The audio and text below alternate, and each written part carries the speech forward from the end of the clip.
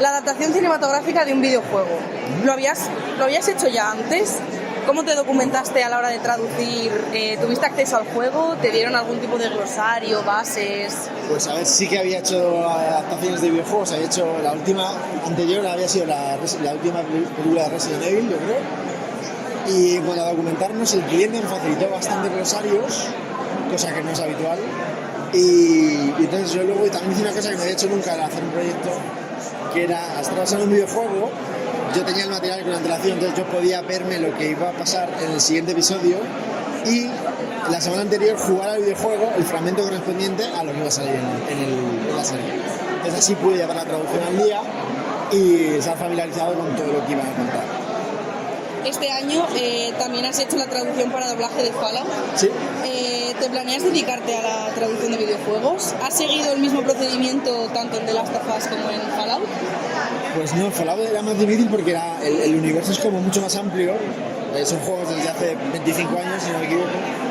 Y entonces básicamente estaba dentro del mundo de Fallout, pero no seguía ninguna línea argumental concreta en ningún juego.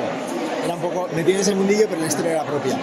Entonces lo que sí que hubo que hacer era documentarse mucho en terminología, hablar con los traductores que habían participado en la traducción de los videojuegos y conseguir documentación varia y también muchos gameplays para coger un poco el tono de los últimos juegos que ya estaban doblados y tenían un poco más eran un poco más cinematográficos.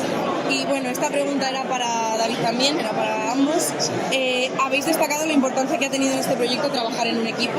En otros casos, normalmente, ¿no soléis saber quién es el adaptador o el traductor? ¿O soléis tener tiempo para poneros en contacto? A ver, lo solemos saber porque lo preguntamos normalmente, pero depende de dónde, del estudio que te toque. A veces el trabajo está como muy diverso, o sea, muy separado. Es decir, tú haces tu parcelita, el otro hace su parcelita y a veces no hay vasos comunicantes, no tenemos comunicación unos con otros y no sabemos qué va a hacer el siguiente.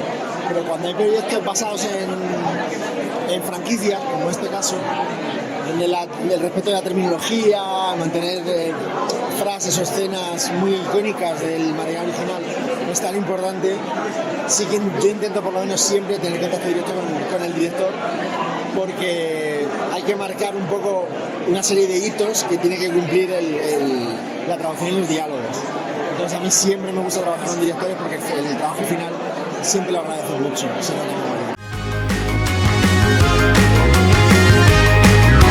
Nuestra colaboración durante el periodo de votación es la base para que podamos celebrar esta gala. Así que millones de gracias y a seguir votando.